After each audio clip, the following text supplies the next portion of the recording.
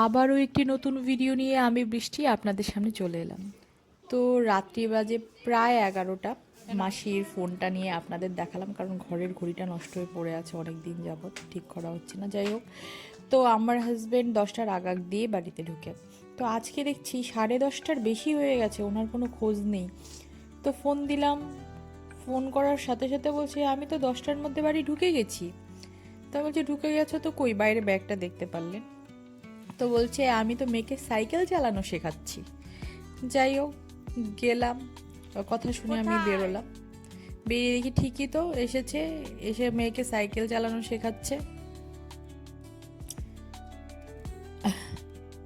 আসলে আজকে সারা দিন মেয়েকে সাইকেল চালানোর জন্য বাইরে নিয়ে যেতে পারিনি, ওটা আবার ফোন করে মেয়ে বাবাকে বলেছে। এর জন্যই অফিস থেকে এসে ব্যাগটা রেখে কিচ্ছু মুখে না দিয়ে মেয়েকে নিয়ে বেরিয়ে পড়েছে সাইকেল চালানো শেখাতে। ঢুকে যাও ভেতরে, অনেক রাত হলো তো আমি ডাকার পর এখন এখন আর কি ঘরে ঢুকবে, ঢুকে পড়ছে।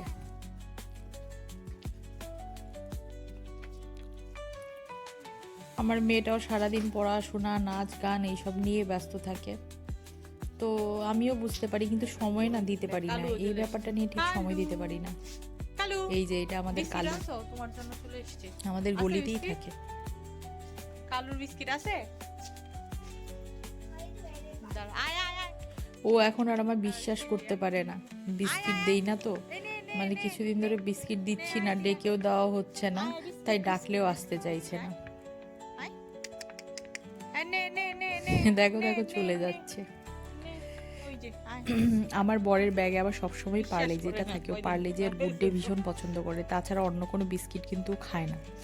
তো পার্লেজিটা আবার আমার মেয়েও পছন্দ করে, তো আমার বরের ব্যাগে সবসময় থাকে। খাও খাও বিকু খাও।